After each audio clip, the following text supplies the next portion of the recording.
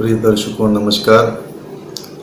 मैं पंडित कमलेश कुमार पांडे आपके अपने चैनल अनुदीपिका एस्ट्रोलॉजी में आपका स्वागत करता हूं। मित्रों, जैसा कि आप जानते हैं, मैं चंद्रमा से संबंधित योगों के बारे में अभी वीडियोस बना रहा हूं। उस क्रम में शुक्र और शनि के द्वारा यदि दुर्धरा योग बनता हो तो इसका जातक के ऊपर क्या प्रभाव होता है और वह जातक किस प्रकार के स्वभाव का होता है।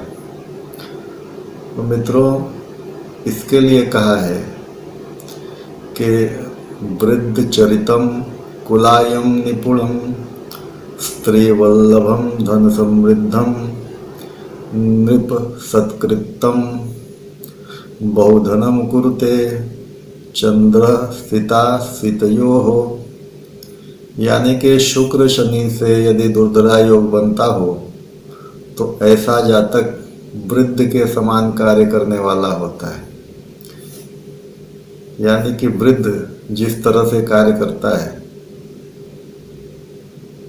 जिस बुद्धिमत्ता से करता है वो भी, और उसके अंदर वृद्ध के अंदर तेजी नहीं होती, थोड़ा सा धीमापन होता है, वो भी, इन सारे गुणों से वो युक्त रहता है। यानी वृद्ध के जितने गुण होते हैं उन गुणों से वो युक्त रहता है। वो रहता है युवा ही, लेकिन कार्य करने का उसका अंदाज वृद्ध जैसा होता है। आदमी कहेगा क्या यार, तो अभी बूढ़े जैसा काम कर रहे हो।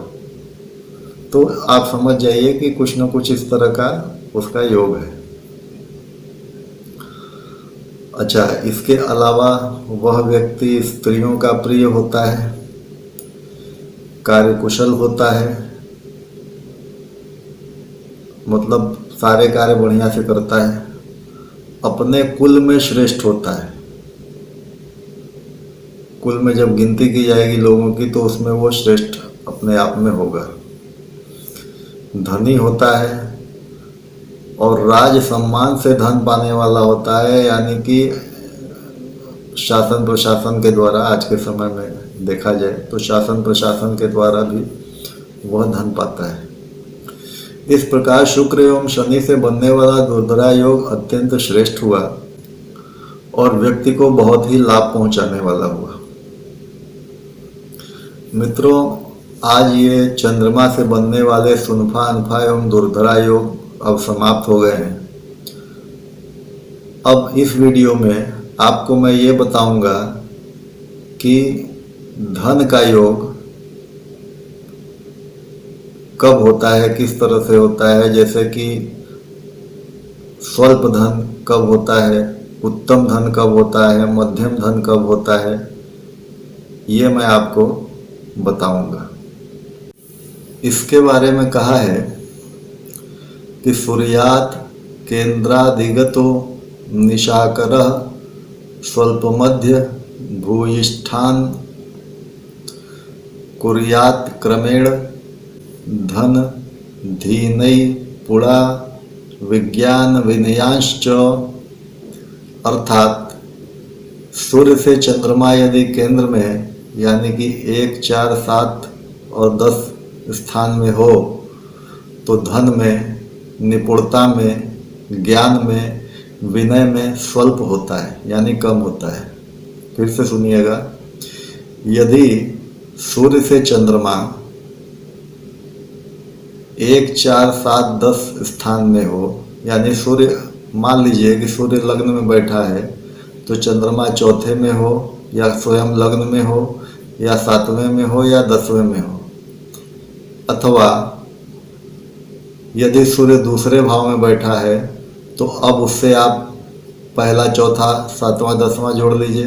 पहला तो दूसरा ही भाव हो गया, चौथा दूसरे के बाद 2, 3, 4, 5, 5वें भाव में चौथा हो गया, फिर 5, 6, 7, 8, 8वें भाव में 7वां हो गया, और फिर 11वें भाव में 10वां हो गया। इस तरह से देखेंगे कि सूर्य से चंद्रमा यदि पहले, चौथे, 7वें एवं 10वें भाव में हो तो ऐसा जातक धन में, निपुणता में, ज्ञान में, विनय में स्वल्प होता है, यानी इसकी उसके अंदर कमी होती है। ज्ञान की कमी रहेगी, निपुण नहीं रहेगा, किसी भी कार्य में अपने कार्यों में निपुण नहीं रहेगा, मतलब परफेक्ट नहीं रहेगा। विनय में परफेक्ट मतलब विनम्रता की कमी रहेगी। ये एक बात हो गई।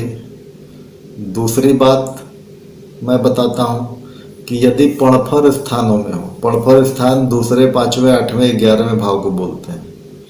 यदि सूर्य से चंद्रमा यदि पणफर में हो, यानी सूर्य अगर लग्न में है तो चंद्रमा दूसरे भाव में हो, पांचवें में हो, आठवें में हो या 11वें में हो, तो ऐसा व्यक्ति मध्यम धनी होता है। यानी कि हर चीज में वो मध्यम होता है, धन में, निपुणता में, विनय में और ज्ञान में मध्यम होता है।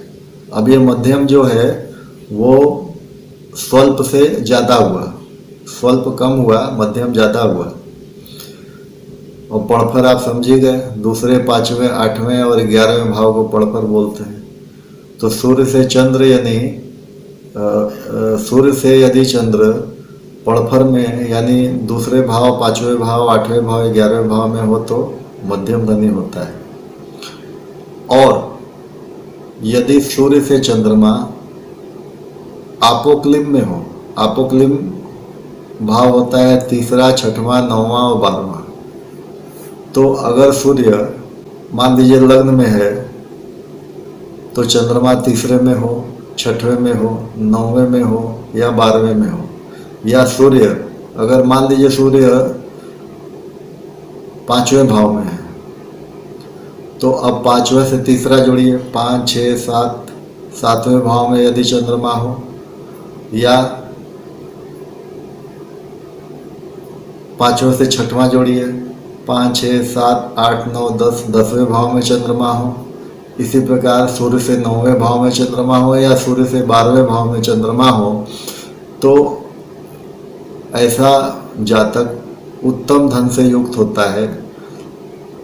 और ये तभी घटित होता है जब सूर्य से चंद्रमा आपोक्लिम में हो, और आपोक्लिम तीसरे, छठवें, 9वें, 12वें भाव को बोलते हैं। मुझे उम्मीद है कि आप सारी बात समझ गए होंगे। यदि कोई संशय हो तो कृपया पुनः रिवाइंड करके वीडियो देख लीजिएगा। फिर भी ना समझ में आए तो कमेंट बॉक्स में कमेंट करिएगा या व्हाट्सएप करके मुझसे डिटेल भी ले सकते हैं। तो मित्रों, आज मैंने 2 चीज़ें आपको बताई हैं। इन दोनों को अपने कुंडली में देखें आपके ऊपर घटित हो रहा है कि नहीं हो रहा है। कोई शंका शुबा हो तो कृपया मुझे व्हाट्सएप करें। कोरोना से बचकर रहें, स्वस्थ रहें, सुरक्षित रहें, अपने परिवार के साथ रहें। अब अगले वीडियो में बाकी बातें करूंगा। चंद्रमा से संबंधित तो लगभग सारी बातें समाप्त हो गई हैं फिलहाल योगों के बारे में।